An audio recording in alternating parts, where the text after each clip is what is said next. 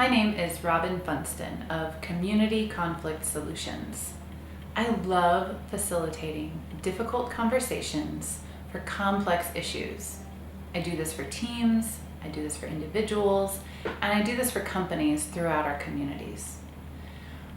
I know that conflict is a catalyst for change, and when we embrace, understand, and take intentional action in these moments, we bring about positive new beginnings in our lives, our relationships, and the world. So, I'm really excited to talk to you today about the roots of conflict. When we understand conflict to its roots, it gives us the tools that we need to really find lasting solutions to these everyday conflicts that we encounter. The myth about conflict is that we'd want to try to avoid it. Why would we want to avoid a catalyst for change? What we really need to do with conflict is understand it so that we can meet needs, understand values, and get the resources that are limited. A lot of people think of danger, discomfort, anxiety, war, violence, yelling, avoidance. Generally, when I ask people what they think of when they think of the word conflict, they think of this.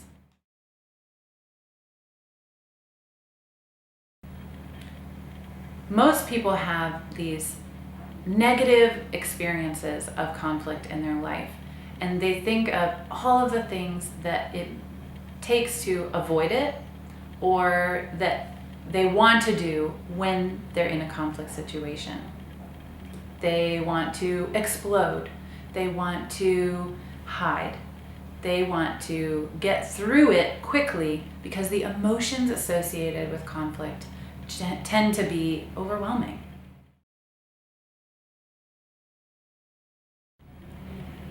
Tuo, the Chinese symbol for conflict or crisis, is actually a two-symbol word.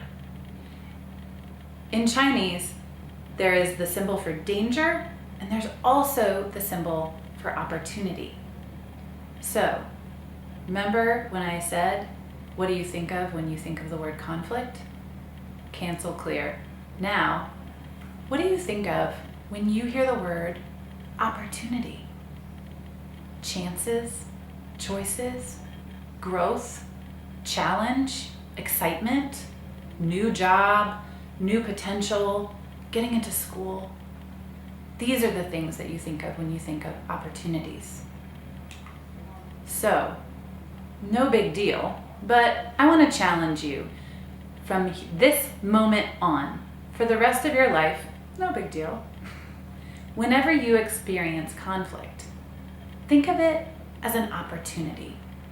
That's the first lesson. If you are changing your mindset around conflict and seeing it as an opportunity that it is for growth, for change, for new beginnings, and then seeing the opportunity that you have to influence it by being informed and understanding it to its roots, you're already set up to find a sustainable solution to this conflict that's causing maybe some overwhelming emotion.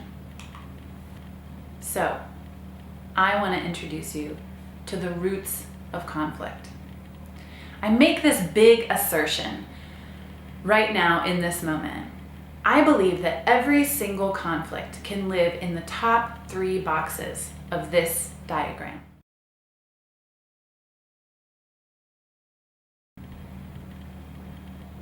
You're welcome to email me or call me up on the phone and challenge this assertion, but I have taught this lesson to thousands of people at this point, and we haven't found one that doesn't fit yet. So let's dive in a little bit.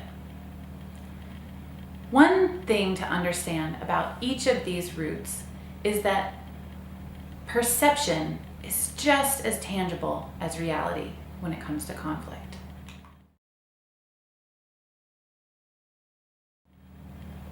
My colleague, Roxy Bahar-Hewitson, says that conflict is a normal part of human interaction that arises when 2 or more people have opposing needs, wants, or expectations, real or perceived. And so what we know about conflict is that reality is just as tangible as perception. Perception is just as tangible as reality when it comes to conflict. So let's take a look at the roots.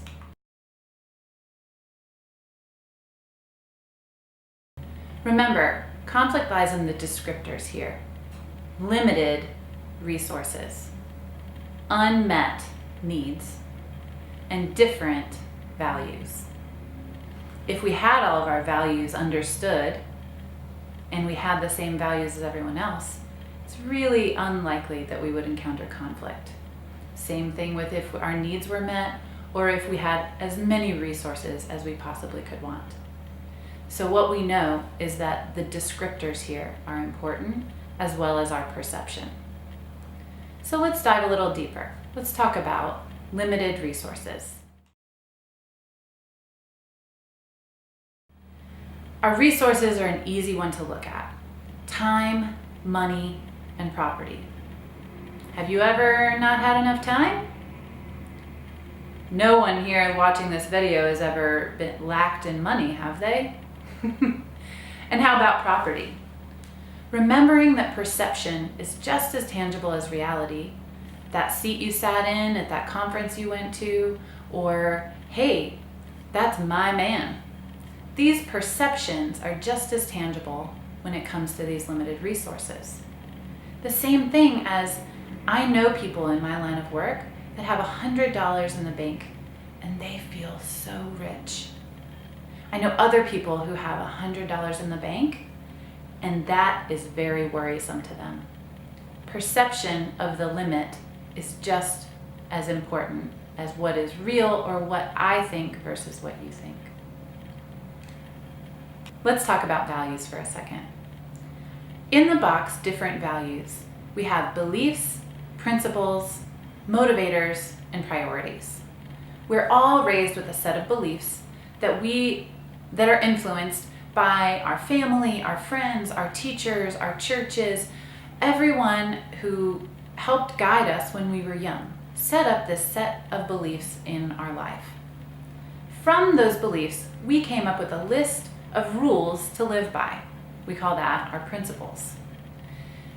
From our principles, we have different motivations to live up to our principles or not. Sometimes I have a principle and I'm not motivated to live it out. Here's an example. Sometimes I am traveling and while at home, I'm a really great recycler. I always recycle. Now, I have traveled all over the world, and every now and then you end up with a plastic bottle, and instead of carrying 4 plastic bottles all the way home to the place that I know I can recycle, every now and then I may throw it out. Now, environmental values aside, what I know is that you and I can have the exact same belief.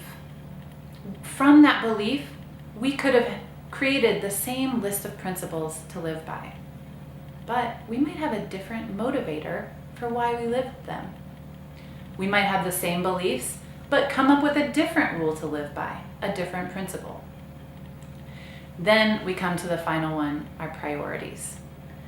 I may have a very different priority than you around why we live into the same exact principles that we've held with each other, for each other, around each other, or even as individuals.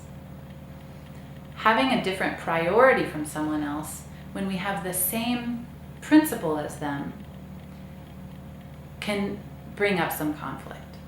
So we're starting to see where conflicts come from. We may have a very different value to begin with, and those tend to be hard. So how do we solve that? We dig, we ask, and we figure out what are your values and why are you being motivated the way that you are? This brings me to talking about the middle box, our unmet needs. When you think of basic human needs, we think of safety, security, food, water, shelter, right?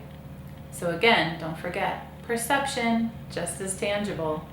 I'm someone who I will go and camp in the middle of the woods by myself And I'd be willing to bet that 1 or 2 people watching this video may feel a little uncomfortable with that, may not feel very safe. Our perception of our safety is just as tangible in this moment because it may or may not lead to us having a conflict. The other needs that humans have are our need for belonging, power, freedom, and fun. So I want to break that down just a little. Our need for belonging is met through love and acceptance by people that we love and accept. We all have a need for belonging. And when this need isn't being met, we have a basic and maybe not always conscious need to meet it. So this is where things like gossip come out. This is when things like overpowering other people so that we can be accepted in a different way happen. Now let's talk about power. I think power gets a little bit of a bad rap. And the reason is because a lot of the time we are focusing on a power over model. We all have a need for power, and we meet our need for power through respect and acknowledgement. You better respect me sometimes happens, right? We get in our own way because our need for being acknowledged and respected doesn't happen. More often than not, if our needs are not being met, then we seek to meet them unconsciously. If we're not managing our conflicts manage us. And so when I know that someone else is feeling disrespected, something that I do for them is help them be acknowledged, be respected, be seen. How about our need for freedom?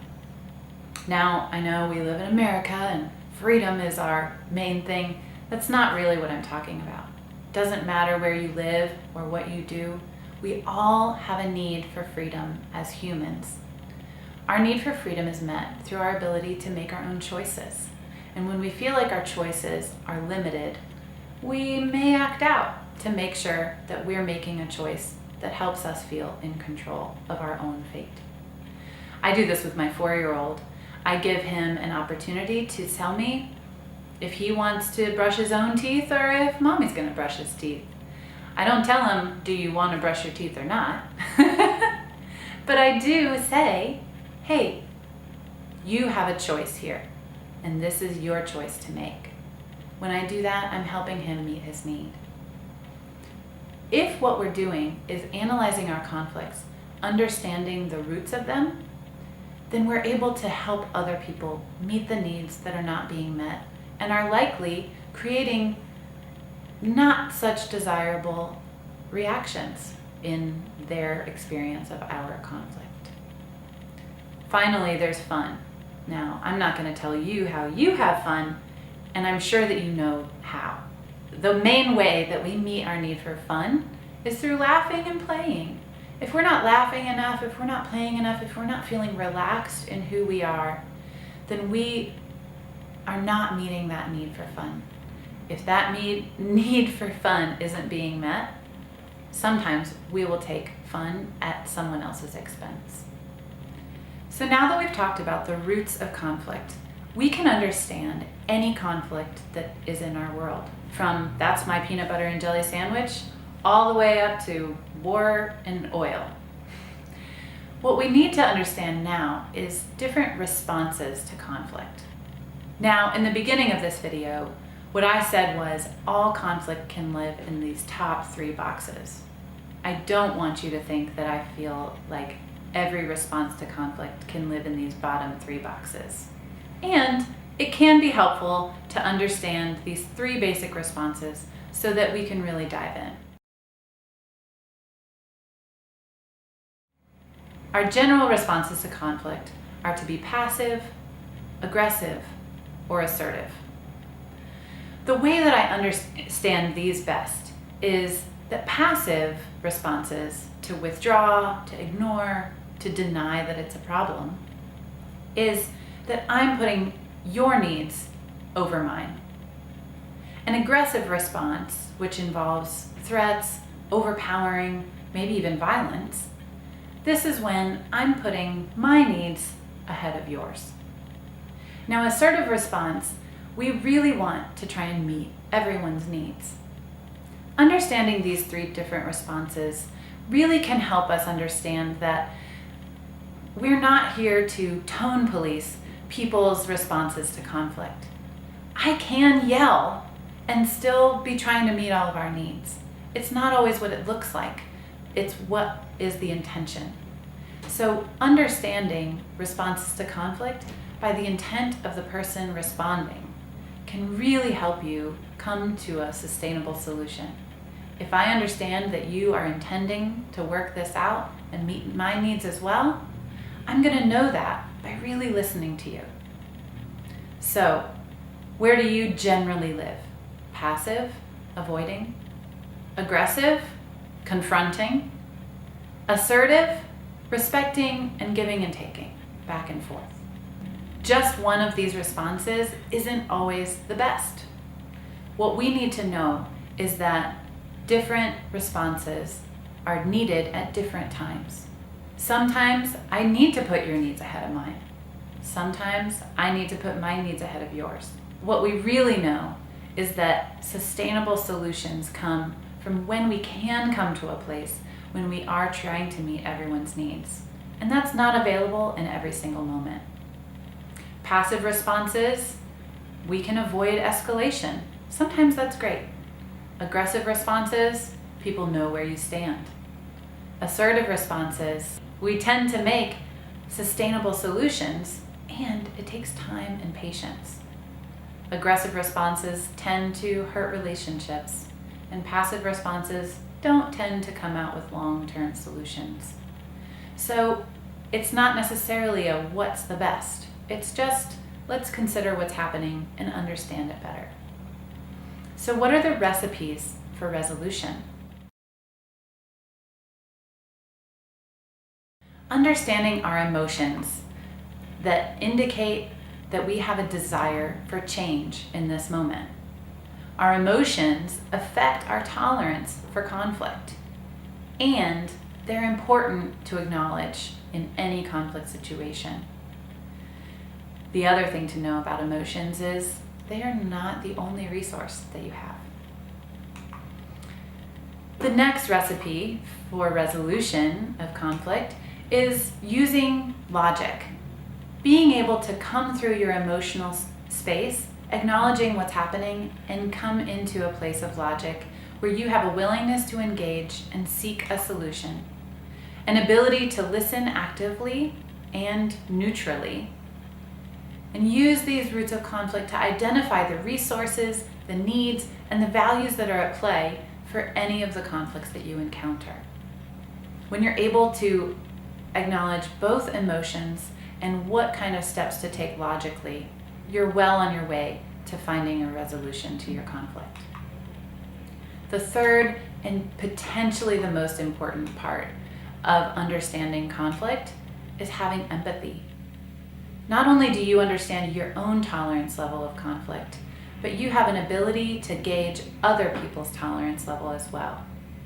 You're able in this moment to separate the other person from the problem and identify that the problem lives in the roots, not in who that person is.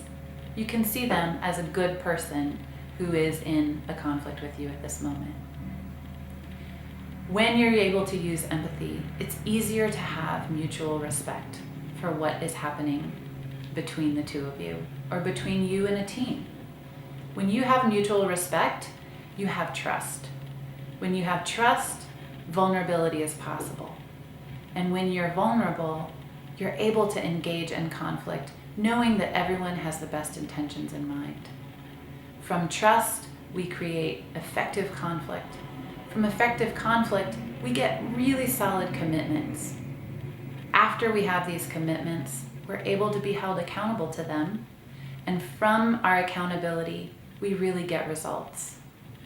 This is the model by Patrick Lencioni's 5 Dysfunctions of a Team that I work with teams around all the time. I'm really excited for you to have spent some time with me understanding the roots of conflict, and my hope is that you are able to identify the roots of your conflicts in your daily life. Please feel free to reach out to me if you need assistance and support in moving your team, yourself, or your company forward in any of these situations. Thanks so much for your time.